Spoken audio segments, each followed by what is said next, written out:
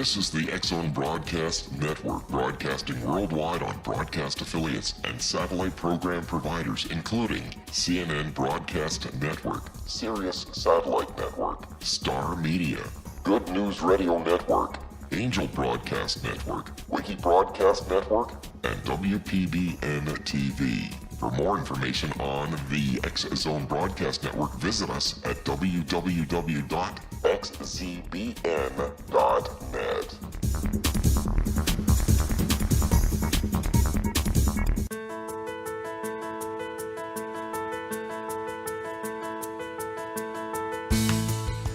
Hi, curious minds out there in our ever-expanding radio land. Welcome to CC with BB, Connecting with Coincidence with Dr. Bernie Beitman, MD. That's me. This is the only radio show in the world dedicated to the study of coincidences, synchronicity, and serendipity.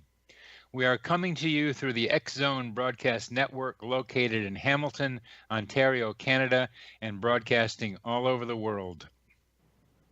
What is the relationship between mind and brain? Does brain produce consciousness, or does the greater consciousness produce the brain? How do mind and brain interact with each other? I'm a psychiatrist. I study this question in my office. I help people with medications and psychotherapy. I work in both the brain and in the mind.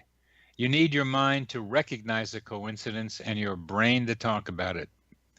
Coincidences are like messages in a bottle. The message can be about you, and the message can be about where the bottle and the message came from, that infinite sea of possibilities. Coincidences sometimes point us toward previously unrecognized causal connections.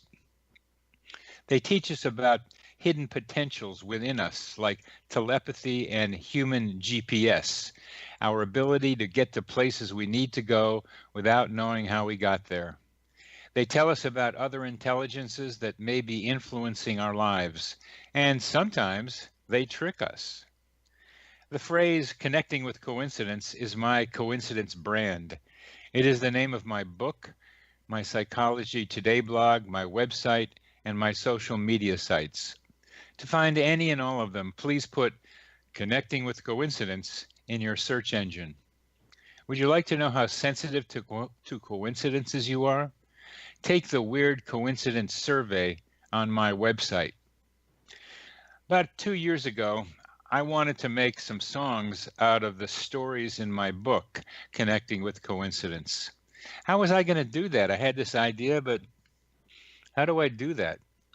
I went to a jazz concert at the University of Virginia here in Charlottesville. The director of the jazz ensemble, a charismatic man with a marvelous shock of hair, was doing his impromptu monologue between sets. Several times he said synchronicity, several times. Here's a clue in my hunt for help, I thought. A jazz musician sang synchronicity. So I emailed him, no answer. Then I emailed him again, no reply. The third time, yes, he answered. John to Earth answered me. We met and established an instant bond. We got to know each other. He warmed up to the idea of doing music for the lyrics I wrote for one of the songs. And there we were, sitting at his piano in his studio, beginning a tune. Hey, this was a Broadway musical in the making. But no, not with John. He was in the midst of organizing his unique jazz opera. He had too much to do. A series of other events introduced Francesco Ronchetti to me, and now there are 7 radio-ready songs. In the improvisational way he lives his life, John moves in a constant flow of coincidences. For our enjoyment, he invented the term coincidentiality. It is defined as conditions favoring the appearance of coincidences. In the lives led by most of us, the conditions that increase the likelihood of coincidences include need, transition, and high emotion. Being in the flow also increases coincidentiality, as does living the spiritual life. Situations that increase coincidences include include altered states of consciousness like death of a loved one, sickness, job change, romance, and creativity. The outcomes in these situations are uncertain or indeterminate, meaning that the outcome is unknown. Without the momentum of predictable sequences, new things can happen. The web of regular reality has been torn. As positive psychology suggests, we are sometimes able to sync up with our surroundings. We can be dancing to the rhythms of our minds in concert with the events around us. Our thoughts seem to match, to parallel, to approximate the events of our surroundings. Getting to the flow can involve meditation in motion, through which you can let the rhythms move through you. John to Earth is a man through whom the rhythms move on a daily basis. He is a jazz trumpeter and composer, born in Framingham, Massachusetts in 1950. He studied as a teenager with saxophonist Boots Mussulli, who worked with Stan Kenton, Charlie Ventura, and Teddy Wilson. He's worked with some of the major jazz artists in the United States and other places. He currently is active in his jazz work in Charlottesville, Virginia, where he is an avid composer and arranger with hundreds of compositions to his credit. He's developed the Kronos String Quartet, the Kandinsky String Quartet, and the Freebridge String Quartet, which I've had the pleasure of listening to many times here. We will talk with John to Earth after a short break.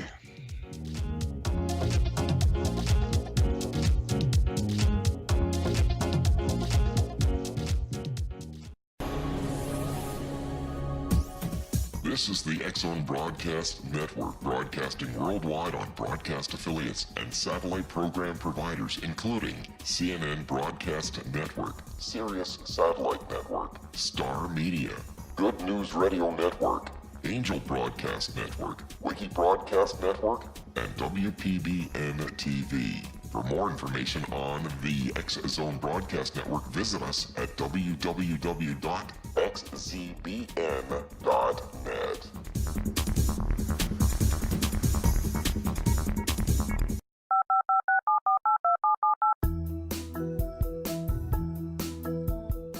Did you know that when you're on the road with limited data or Wi-Fi, you can still listen to the X-Zone Radio Show with Rob McConnell, The Science of Magic with Gwilda Wiyaka, X-1, Dimension X, Space Patrol, and every minute of the X-Zone Broadcast Network by calling 213-401-0080, courtesy of Audio Now.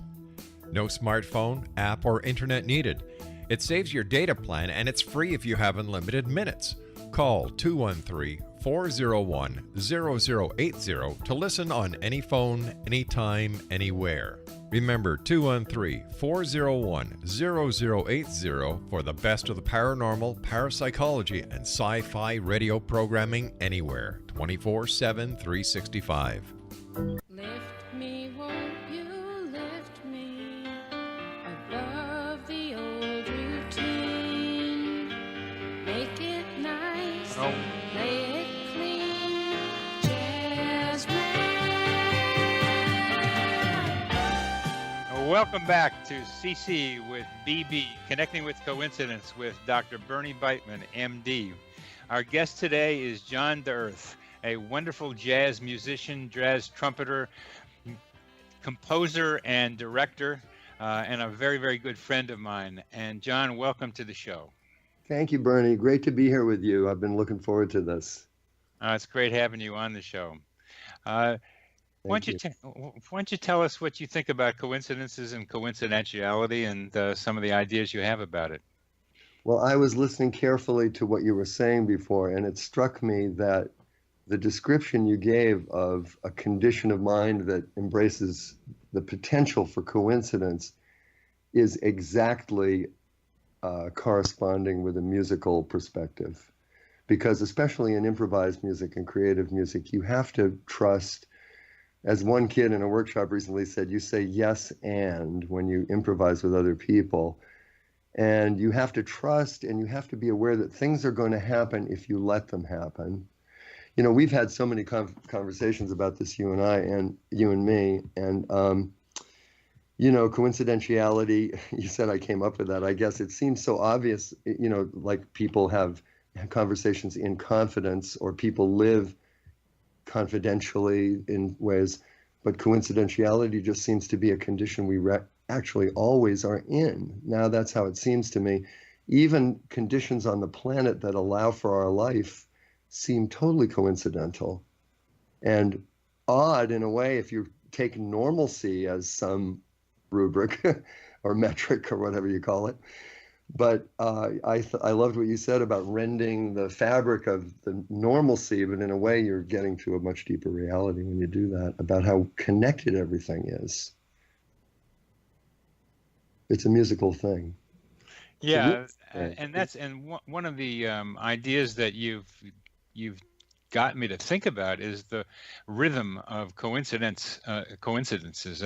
I'm pretty sure, and I've run across this talking to other people, there is a rhythmic quality to a lot of life events, and that can be mathematically defined. And I'm talking to a mathematical physicist who was talking about conformity being something that is rhythmic, has a sine wave variation to it. It's more or less. And there's something about coincidences that seem to have a rhythm to them too. And you've had some ideas about that as we've talked about it. Well, rhythm, I mean, what I've had to come to terms with is the realization as a musician that rhythm is everything. Because rhythm can be a free gesture in time, or it can be a pulsed gesture in time, like a beat, like a sine wave. But rhythm is really the frequency and duration of events, when things happen and how long they last. And from the point of view of a musician who's improvising, it's more like, where do I put it and how long do I leave it there? It's very playful, the whole thing, once you get to that point. And I loved your distinction between the brain and the mind, because as a music teacher, I'm constantly teaching my kids about the difference between the brain and the mind. I say the brain is the laziest organ in the body. It doesn't want to do what you want it to do right now. You're making it do something it wants to complain about. Why would that be? Because it's already doing all this incredible work for you. It's going, are you kidding me? You're breathing, you're walking, you're digesting your food. What more do you want? But the mind wants much more than the brain. So I love that distinction. Oh, it's an important distinction. And then after what you just talked about as the mind trying to get control over the brain, the mind also tends, if you go into what we might call a subconscious, where you spend a lot of time, I think, when you're doing rhythmic activities, which include, of course, jazz and teaching little kids. When you go deeper into the mind, then you get access to potentials that we don't really think we have. Totally right. And that's the whole thing with the music. You know, I remember once seeing Pat Metheny talk to a group of people, a great guitar player, and a lady said, what must it be like to be on the road with Herbie Hancock, Charlie Hayden, Jack DeJohnette, et cetera, and Michael Brecker? And Pat Metheny says, well, actually what you have there is 5 very idiosyncratic and self-centered individuals, myself the chief among them, he says, in his nice way. And he said, we really don't talk. We just meet on the bandstand and it happens, and it probably is better for the music. So in a way, all of this normalcy that we experience, and in a way, you know, when you think of even language, I mean, that's improvisation too. Everything we're doing is an improvisation, but we endow it with this sense of normalcy and reality that it's just something we're doing. So I think there's something about robotic and socially defined behaviors that are somewhat separate from the impromptu, improvisational things that you tend to live your life by much more than a lot of other people. And that when you, it has to do with when you said the mind getting control over the brain. I think it's a little bit like the mind has to make an ally of the brain so that the brain will help you. It's a wonderful tool, right? Yeah. it's a wonderful tool, and its relationship to the greater mind becomes a very important question. Yeah. What you can do, and what I admire so much about you, is being able to tune into the feelings, states of other people, and match up with them. Particularly illustrated when you talk about being on the stage with some of these fancy guys, that that language goes away. That language goes away. Oh gosh, can you hear me? Yeah, totally great. Language tends to go away, but the and when language disappears, and I see this when I go to conscious dance myself, when language disappears, then more freedom comes. There's something about being able to move without words that allows more interaction, more energy exchanges, more harmony to be possible. Sure enough. Well, that's why music is so great, because of the non-specificity of the language. But, the thing is, we've talked about this too, what we learned from that wonderful trumpet player who visited Charlottesville, Matthew Ernst, and his teacher had taught him the 4 stages of learning, which is how we talk.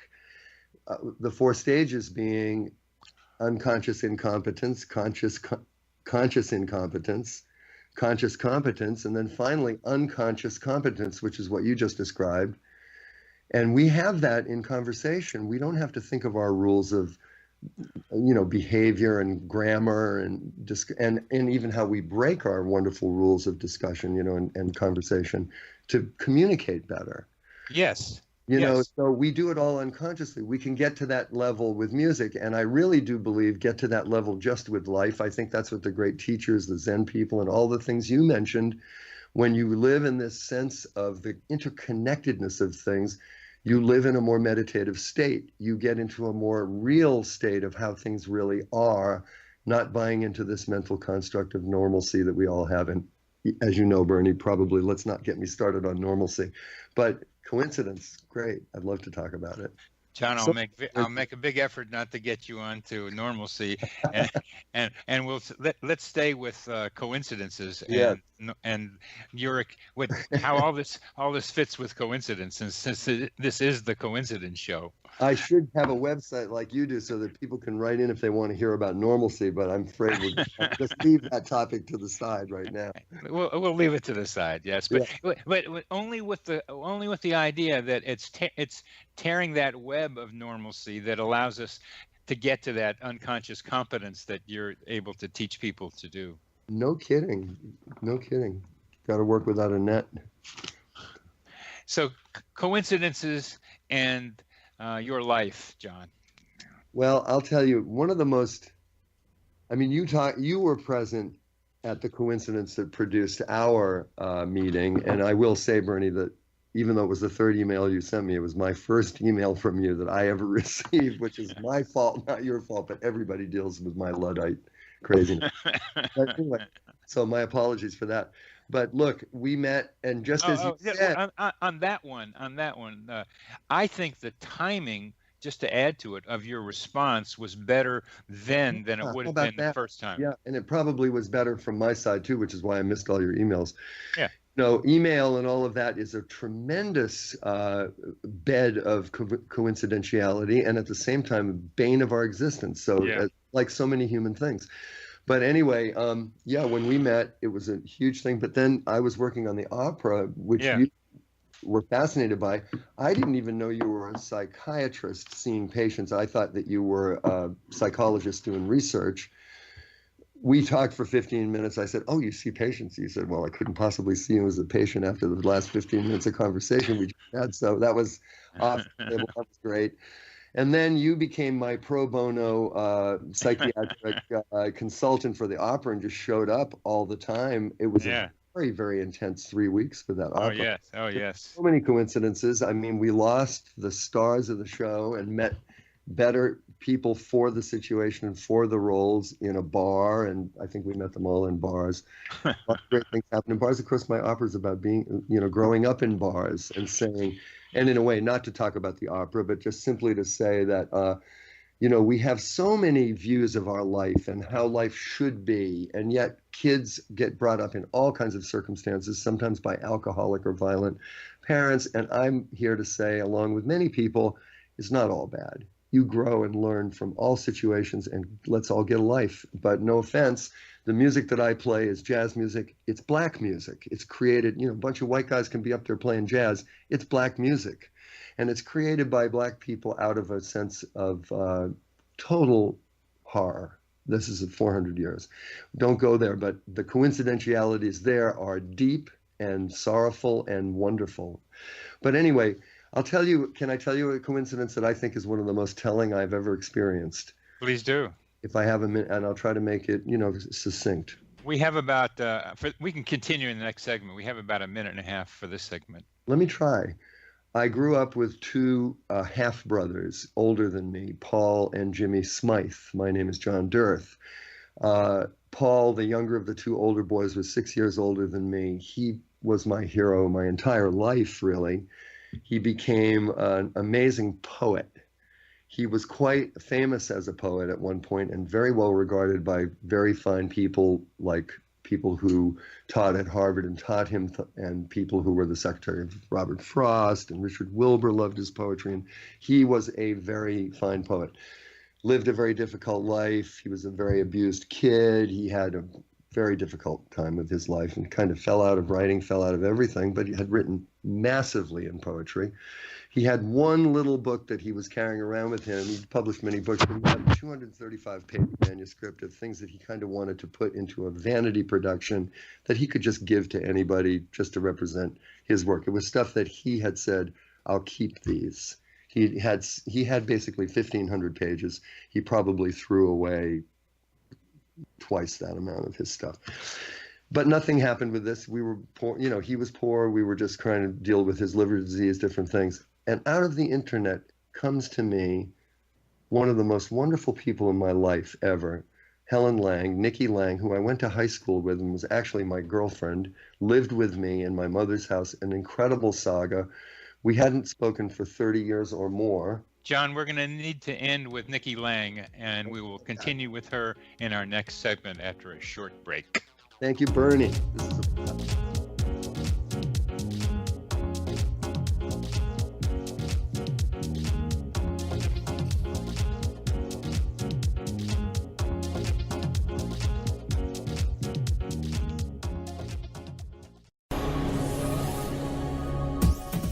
This is the X-Zone Broadcast Network, broadcasting worldwide on broadcast affiliates and satellite program providers, including CNN Broadcast Network, Sirius Satellite Network, Star Media, Good News Radio Network, Angel Broadcast Network, Wiki Broadcast Network, and WPBN TV. For more information on the X-Zone Broadcast Network, visit us at www.xzbn.net.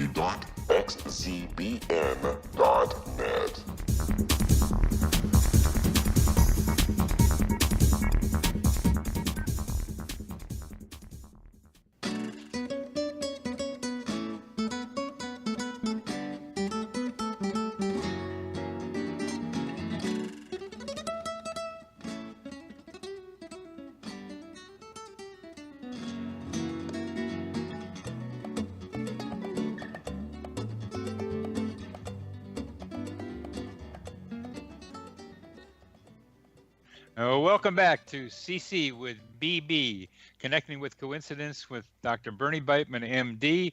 My very special guest today is John Dirth, trumpet player, raconteur, and the inventor of the word coincidentiality. John, please continue with your story of your high school friend. Okay, my high school sweetheart, Nikki Lang, contacted me through the internet after, I'm saying 30 years, but that probably is not exactly right. It's probably more like 40 years. But she was looking for a drum teacher for her son, and she was trying to get hold of another friend, and then she got hold of my, you know how that goes.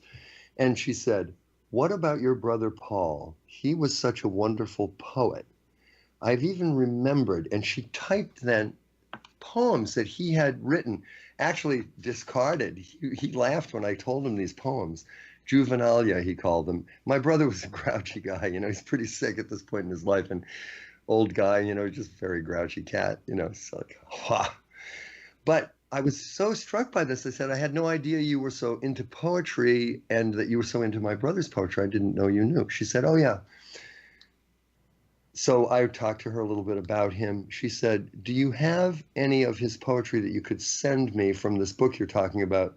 It so happens that I'm working for a publisher, which is, anyway, the long story short of this was she ended up editing this book for this marvelous publisher, El Leon Press in San Francisco, which is totally a writer's press. The deal that you got, I mean, my brother, who is the most suspicious guy in the world, got the contract in the mail much later and read it, and I'm just waiting for his snarky, you know, complaints. And halfway through it, he goes, this is wonderful. So we were freaking out. And he also told me they worked on this book by telephone together for a year. She edited his book. He said, I've never had a reader like this woman. Wow. It was so huge, Bernie. And this beautiful book that I gave you, A Plausible Light, was this legacy of my brother's. And it's really, she cut the book way down. She turned it into a masterful book. And, you know, not just a collection of some very fine poems. And what a thing. And that's the second thing. And just to summarize the story of this, the coincidence part of the story is that Paul needed a publisher, and he wasn't even thinking that. He wasn't even thinking that. He was trying to raise a couple of grand so that he could send this off to Canada and get 20 copies of it in a nice bound book. You know how you do. Yeah.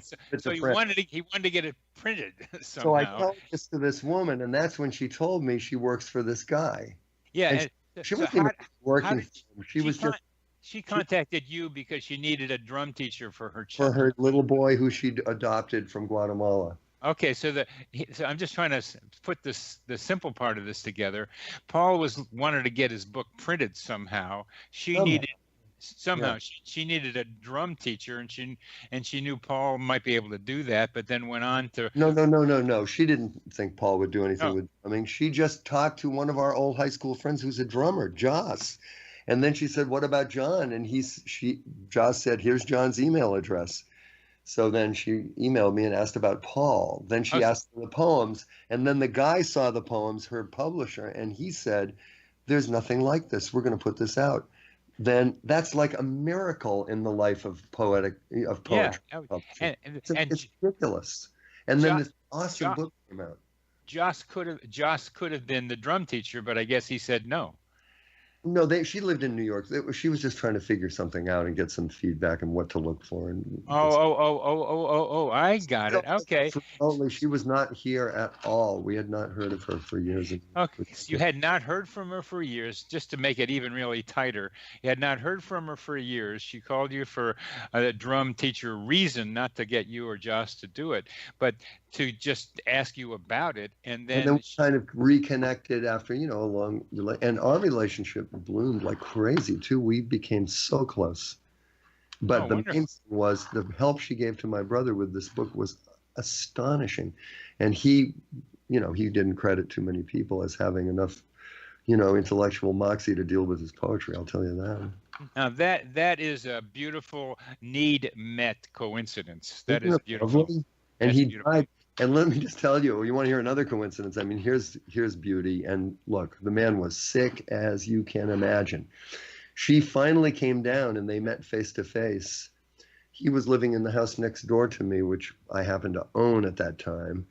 And they visited through the weekend and the morning of Sunday morning, I was going out of town for a gig at a synagogue, actually up in Maryland, to do something. And she called me and she said, you know, I'm leaving town today. I'm trying to decide whether to go visit Paul once more. You know, maybe we'd have to talk a little bit more. I said, yeah, go visit him once more. So she went over and visited him once more and left. And he called her and left an answering machine message in New York saying, Nikki, I think we're done with the book. Let's pull the trigger, whatever he said. Hung up the phone. I came home at 3 o'clock from my gig in Maryland and he was dead. Wow. And I hadn't even remembered that part of it when I started talking to you, because as you know, I am not deeply involved in remembering anything. I'm much more involved in dealing with what's coming next. So Yes. anyway, but that's fascinating, right? Amazing. Yes. Yes. Very good. Very good. Continue to be interested in how coincidences inform your music and all its forms, and how music informs you about coincidences. That's really the wonderful place you are, from my perspective, in thinking about coincidences. Music, coincidences, music. Yeah, it's amazing. Well, you witness it here in Charlottesville firsthand because we're friends here and we see each other a lot and we see what's unfolding all the time. But some of the biggest experience of that for me, through a long life in music, it's always coincidental that you hook up with people. Like Yes. one of the greatest jobs I ever had in music was playing with a guitar player named Emily Remler, who was just one of the most amazing jazz musicians who ever lived and died in her mid-30s, tragically. And she was a kind of normal, regular guitar student at Berklee who just fell in love with jazz music and was heard playing by, again, it's demographics, it's coincidence. She happened to be playing somewhere, and Jim Hall, Joe Pass, and somebody else were all sitting together, three of the greatest guitar players on the planet, freaking out over this beautiful girl playing guitar like Wes Montgomery, and her career began. So a good friend of mine was playing with her downtown at 7th Avenue South, and I was recording an album with another friend in New York. This was in the 70s, and the record just turned out fantastically well, and I was just on top of the world as we finished recording this record about midnight, and I remembered that my friend had invited me down to sit in with his gig at 7th Avenue South, which was Emily Remler. I went down there, Bernie. I wouldn't ordinarily have done that. I would have been so wiped out by that time after being in the recording studio for hours and hours that day. So I went down there and did sit in with her. And frankly, to be very honest, because I like to be honest about music, I completely screwed it up. We played in a sentimental mood. I got lost like a mofo, as we like to say. And it was fine. We played, and it became very telepathic getting lost, by the way. Yeah. It's over. She goes, I am going to make a record with you. She was just gunning me and going, she loved what we did. I said, I got lost. She said, I am going to make a record with you. Okay, so you hear stuff like that a lot. I moved to Charlottesville. We still had not made this record. I moved to Charlottesville in the early 80s.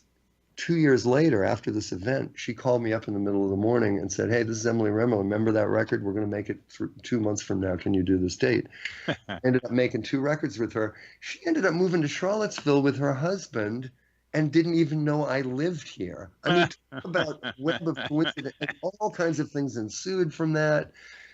Just in general, living in music with people who are trying to do creative music puts you in a situation where you're constantly going to have to be alive to this or you don't work. I mean, basically, you have to know how to connect and know that it's magic. You know my theory of magic, that it's an element, it's a force in the world. People can't do magic. They fool themselves with this all the time, pretending, because you can align yourself so well with this force of magic that you think you're doing it. Just like music, which you're not. I mean, maybe, but I do believe at the higher levels we let this go, and it's such a human thing that we can just let it go. So my big coincidentiality world at this point is, here I am in Charlottesville, teaching at the university and being very aware of playing black music in a town where there's a horrible racial history and problem, and I'm not seeing any black kids for my teaching because they can't afford me and get there with transportation. And I'm so dumb, this has to be pointed out to me. So finally, I start dealing with this. And what I'm finding is, by coincidence, suddenly hanging out with these kids, and Bernie, you know these stories. I mean, it would take hours to tell these stories, but I have been led into a whole new theory and picture of what music is for people by hanging out with these little children and playing music with them in the precognitive conservatory orchestra, where we play totally free music, even with people who have never touched the instruments before, even if they have a disability like Down syndrome or whatever it would be. And then other professional musicians come and do this with us and freak out at the richness of the free improvised music that we do, which again is black music. It's a legacy from Ornette Coleman and Cecil Taylor and these geniuses who bequeathed this music to the world.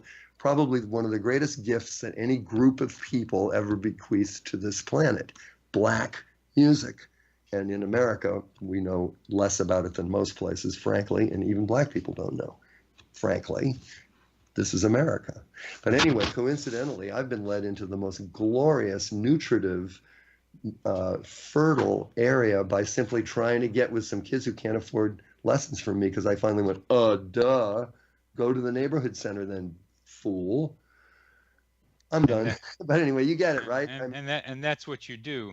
And what you're again saying when you, if I could just say normalcy. Look, if everybody in their 60s who had any kind of stuff going on, so they had a free hour here or there and knew how to do something, make a poem, make a metal thing, make a desk, bang two pieces of wood together, and would go to the neighborhood center and meet with the kids and show them how to do what they do, this world would not be in the situation that it's in, frankly. That's a very important message for our audience to hear, and we're getting close to our next the end of this segment, and both with the guitar player who moved to Charlottesville and with your precognitive students, what you do so well is are able to recognize, putting aside regular rationality, the normalcy that we're not going to be talking about. No problem, Bernie. and allow, even though you were uncomfortable with it with the guitar player, she loved it because you weren't thinking. You were just going ahead with what your subconscious, unconscious was telling you to do in that circumstance. You don't think it's because she thought I was cute? Bernie. I'm not going to go on that one, John. Okay, fine. I'm sure when I see you, I can go through that one. But I think she recognized you as a superb musician who could let it happen and do it in a way that connected with her. Enough so that she found her way to Charlottesville. We've come to the end of this segment. We'll be back with John Dirth in our next and last segment.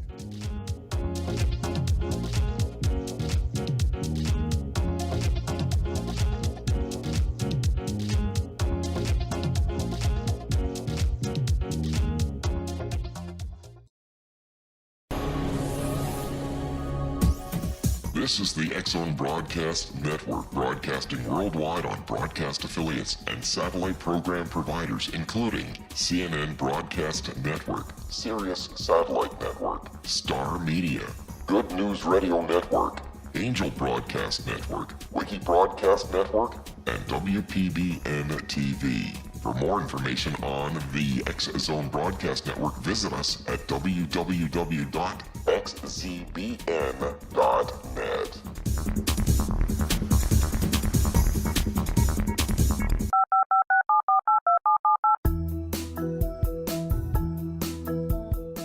Did you know that when you're on the road with limited data or Wi-Fi, you can still listen to the X-Zone Radio Show with Rob McConnell, The Science of Magic with Gwilda Wiyaka, X-1, Dimension X, Space Patrol, and every minute of the X-Zone Broadcast Network by calling 213-401-0080, courtesy of Audio Now. No smartphone, app, or internet needed. It saves your data plan, and it's free if you have unlimited minutes. Call 213-401-0080 to listen on any phone, anytime, anywhere. Remember 213-401-0080 for the best of the paranormal, parapsychology, and sci-fi radio programming anywhere, 24/7, 365.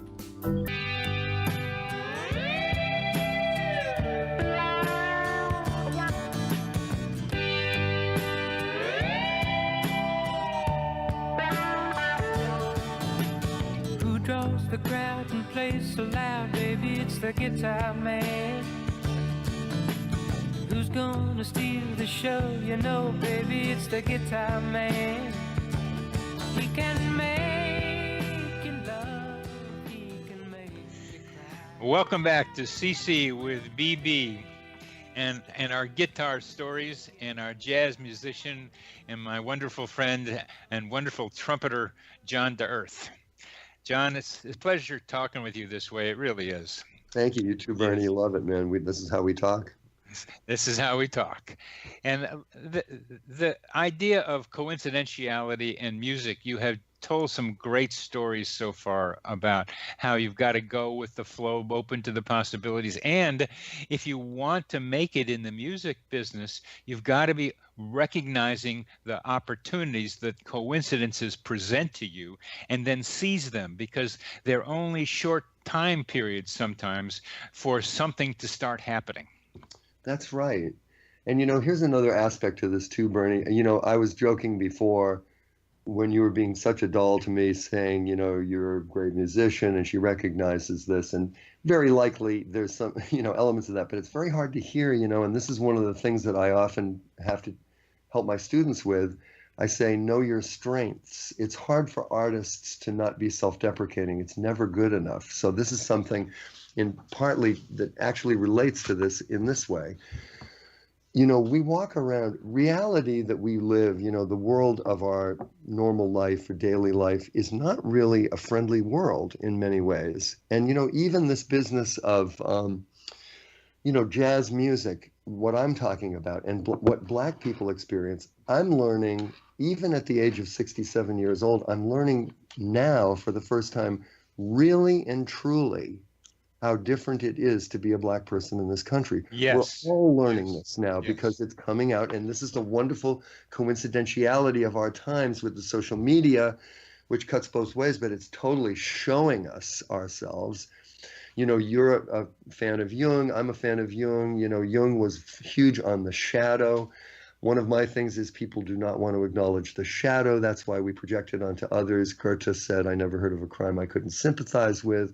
When we took the little precognitive kids to meet Wayne Shorter, he said, don't play music, play human behavior, which means everything. I took that to mean play the beheader and the beheaded both.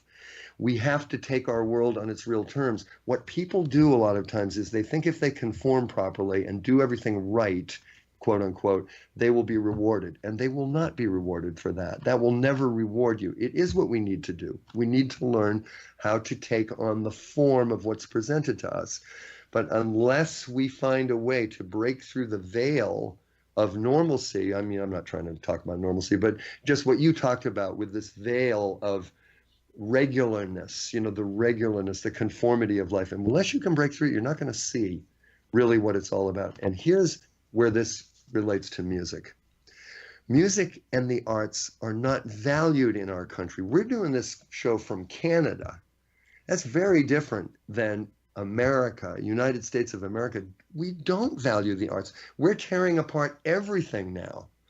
But in other countries, they have huge support for the arts so that people will really know that this is a great human value. We don't even appreciate the legacy of our own population. The only art form that was created in this country is African American jazz music, and it was exported worldwide, and we don't even know that. That just shows you that we don't understand ourselves. We don't see the shadow. My point is, know your world, and then you will be able to be much more alive to the potentials of it. And that's what you're working in, is a huge potential constantly for things to come together. Yes, that's what they're doing all the time. Yes, and what you're doing with jazz and African American culture and history, and you're doing for me right now, is that when you do jazz, when you perform jazz, you are carrying with you that culture. You're getting it more consciously in your mind and in your heart, that you are bringing forth to listeners, to the audience, that feeling that we all should have of gratitude to those forebearers that brought you to the place where you could convey what they wanted to tell us. Out of the misery was born this beauty. Right, but I do understand that, and that is all good, and it's very intellectual, but I want to make an important point. I happen to have been, just through the coincidentiality of my own life, brought up by a person who was obsessed with music and a genius listener but not a trained musician in any way. This man taught me how to listen. And what I have with music, long before I had these intellectual and cultural understandings, was a deep, visceral response to the music, which is best described by Robert Graves in a book about Celtic poetry, where he says, you always can recognize real poetry. It evokes the natural world, and it makes the hair stand up on the back of your neck. When I listen to this music, play it, even talk about it, the hair stands up all over my body. That is what people should seek. That's what I learned from my crazy father, that the greatest gift is to simply be electrically alive and aligned to what is going on around you in this planet. Let the chips fall where they may, and they will fall in some pretty crazy places. But if you have faith in your own strength, then you can dare this. You can brave this craziness. It's a bit of chaos invited in what you're suggesting by being so open to this web of connectedness and coincidentiality. I brought somebody by to visit you the other day. Yeah, I want to ask you, did she name herself her nickname, or did somebody else give her a No, name? that's her name. She named herself, yes. Shiva. And- You know who Shiva is, right? Yep. All Yep. right, continue. I did, and there's something of a risk in that relationship that breaks away from normality. That is a wonderful experiment in just what you're talking about. I saw that, and we've met many friends together. That's one of the things that we've done a lot together, introduced each other to different people. And I was struck by a very, very beautiful kind of communality between the two of you, a clear channel. It seemed a very good channel. And with you there, I saw that channel more clearly than I ever had before. And that's part of what you did for that. And it's doing something out of the ordinary. And doing something out of the ordinary should become more ordinary. I don't know what's going to happen when doing something out of the ordinary becomes ordinary, but what do you think about that? That's how I live now, because I have, as you know, my life situation is pretty complex. My wife, 31 years, is quite a bit of an invalid. I'm living in 2 houses because I moved her into a more therapeutic environment. And I have a to-do list every day that I have to do triage on constantly. I don't do half the stuff on the list or even a third of it. But things will come up that I'll accept over the to-do list because I know that I have to be alive to this. One of the things is when people call me about a music person and want to have a question about a student, I now build into my life a meeting with anybody who wants to ask a question like that, about a 15, 20-minute meeting, free of charge, to assess the situation. Like if a new kid wants to take trumpet, don't play trumpet if the trumpet doesn't love you. Trumpet's not for everybody. Flute's not for everybody. Compositions, what you think you're doing is not necessarily what you're doing. Go to somebody like, there's so much, I hate the scam of education, getting students as a business. It just, yes. But the idea that people will find you who need you. I mean, what a coincidence that I put an ad in a paper here to do some workshops for kids this summer, and a woman read it who was in her mid-40s, who had been a master clarinetist at Manhattan School and got so turned off to music through schooling, which is a huge thing that I'm kind of studying myself, individually with people. School is a killer. But she got so turned off to music school that she quit music. She graduated with honors. She's a monster musician. She quit school the day she quit music the day she graduated from school, joined the Peace Corps, moved to Africa, lived there for 10 years, and now, after an amazing life, wants to play music again and comes back into my life, came to these workshops with little kids. I mean, I couldn't have hired somebody to be the perfect sort of bridge between me and everything I was doing in these workshops. Wow. And then she benefited hugely from the workshops, just based on who she was as a person. And just like you, Bernie, this woman and I have become so tight in such a quick, short amount of time, all through music. Yeah. Amazing. That's good. That gives us continuing an idea about how you live your life and how you can recognize when there are opportunities that you must take, that you must be involved with. I have patients, people contacting me to be my patients, and over the last 5-6 weeks, I've arranged a couple of times for people to see me, and for one reason or another, they haven't shown up.